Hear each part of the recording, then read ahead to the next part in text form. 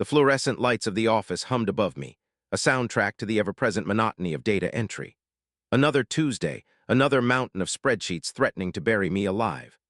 John Leonard, a man who dreamed of owning a small jazz club, was instead spending my days wrestling with numbers that seemed to multiply faster than rabbits. The clock crawled, each tick an agonizing reminder that I wasn't home, unwinding with a smooth glass of scotch and some Miles Davis. As 5 p.m. finally approached, a wave of relief washed over me. I packed up my things, exchanged the usual pleasantries with my coworkers, and practically sprinted to my beat-up Honda Civic. The drive home was my decompression time. I'd roll down the windows, crank up some blues, and let the city air wash away the drudgery of the day. Today, though, a strange knot of unease tightened in my stomach. I couldn't shake the feeling that something was off, a low-level hum of anxiety that resonated deep within. I tried to dismiss it as leftover stress from work, but the feeling persisted, growing stronger as I neared my street. My house, a modest but well-kept bungalow with a sprawling backyard that I took immense pride in, came into view. But the sight that greeted me wasn't the peaceful haven I longed for. Instead, a cacophony of noise assaulted my ears, thumping bass, shrill laughter, and the unmistakable sounds of a full-blown party. My heart leaped into my throat. What in the world was going on? I hadn't invited anyone over. I hadn't even told anyone to come over. As I pulled into my driveway, the scene came into sharper focus. My backyard, usually a sanctuary of green grass and carefully tended flower beds, was overrun with people. A DJ booth had been set up near my patio, blasting music that made my teeth ache. Red Solo cups littered the lawn, and the air hung thick with the smell of cheap beer and something vaguely herbal that I couldn't quite identify. The shock was quickly replaced by a surge of anger. This was my property, my space, my hard-earned peace being violated. I slammed the car door shut, a silent scream building in my chest. As I took my first step toward the gate that led to my backyard, I saw her. Karen. There she was, Karen, my neighbor from 3 houses down, the bane of my existence. She was standing on my patio, holding court like she owned the place, a plastic margarita glass in her hand. Her signature smirk was plastered across her face, and she was holding court with a gaggle of equally obnoxious-looking people. Karen had been a thorn in my side since I moved into the neighborhood. From complaining about the color of my mailbox to accusing me of not mowing my lawn often enough, which was demonstrably false, she had made it her personal mission to make my life miserable. Her latest obsession was my backyard. She claimed that my trees blocked her sunlight, that my grill was a fire hazard, and that the mere existence of my meticulously crafted vegetable garden somehow devalued her property. I had tried to be polite, to reason with her, but it was like talking to a brick wall. Her entitlement and blatant disregard for my rights were infuriating, but this was a whole new level of audacity. To brazenly throw a party in my backyard, without my permission while I was at work, was beyond comprehension. My anger reached a boiling point. I marched toward the gate, my hands clenched into fists. I could feel my face flush, my pulse pounding in my ears. I had to get control of myself. I replayed what I saw in my mind. Was that really happening? She broke into my backyard. It had to be the only explanation. I could not believe the level of entitlement this woman had. How could she do this and just expect me to be okay with it? I mean, this was not okay with me at all. The time to be the nice person was over. I had been trying to be nice for way too long, but with her this was getting me nowhere. I composed myself and tried to think of the next possible steps I would take just so that I didn't make any horrible decisions. I needed to be smart about this. As I got closer, the music seemed to intensify, vibrating through my bones. I could feel the vibrations in my chest as I am walking to the gate.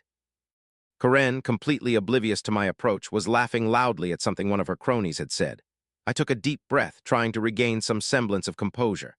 "Karen!" I bellowed, my voice cutting through the music like a knife.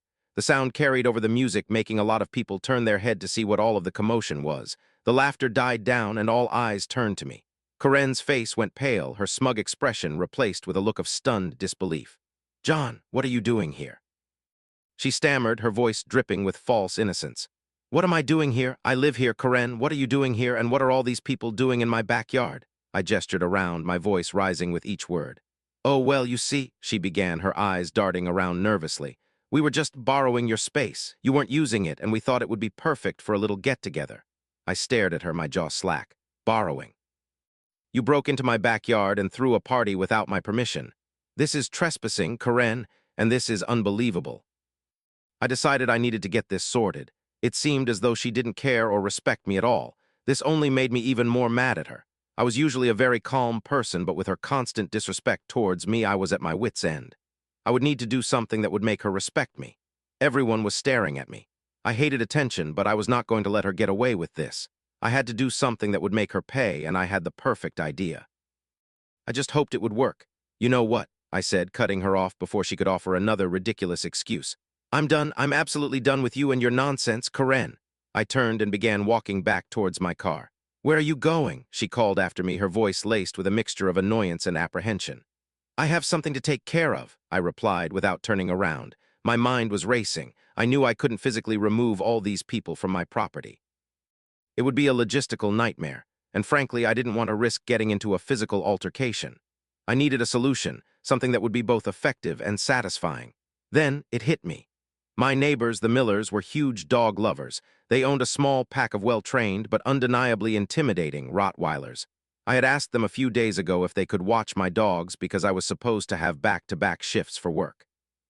I know it wasn't the shifts I was expecting, but this was a perfect opportunity. They adored my dogs, two massive but gentle Rottweilers named Zeus and Hera. They usually get along with small dogs and other animals, but for some reason people are usually very intimidated by them. The Millers had often joked about how much they loved having Zeus and Hera over, saying they provided excellent security for their property. A plan began to form in my mind. It was a bit unconventional, but it was the only thing I could think of that would effectively put an end to Karen's little party. I reached my car and pulled out my phone. I quickly dialed the Miller's number. Hey, Bob, it's John, I said, trying to keep the urgency out of my voice. Listen, I need a huge favor. I need Zeus and Hera back right away. Is there any way you could bring them over? There was a moment of silence on the other end of the line. Everything okay, John? Bob asked, his voice filled with concern. Yeah, everything's fine, I lied. Just a little situation at my house. I'll explain later. Can you bring them over? Sure thing, John, Bob replied. We'll be there in 5 minutes, but are you sure you're okay? I'm fine, Bob. Thanks a million. I hung up the phone, my heart pounding in my chest. This was either going to be the most brilliant or the most disastrous thing I had ever done. I paced back and forth in my driveway, trying to calm my nerves. The music from the party still blared, a constant reminder of the invasion that had taken place on my property. The Millers arrived a few minutes later, Zeus and Hera leaping out of their SUV, their tails wagging furiously. What's going on, John? Bob asked, his brow furrowed with concern. Just trust me on this one, Bob, I said, a mischievous grin spreading across my face. And thanks again for this. I took the leashes from Bob and clipped them onto Zeus and Hera's collars. They were big dogs, each weighing close to 130 pounds of solid muscle. They were incredibly well-trained and gentle with me, but their sheer size and imposing presence were enough to make most people think twice. Okay, boys and girls, I said to Zeus and Hera, my voice low and serious. Let's go for a walk.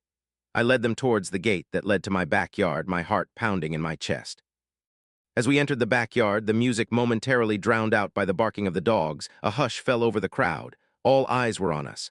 Karen's face was a mask of horror. John, what are you doing with those beasts? She shrieked, her voice trembling. I unclipped the leashes from Zeus and Hera's collars.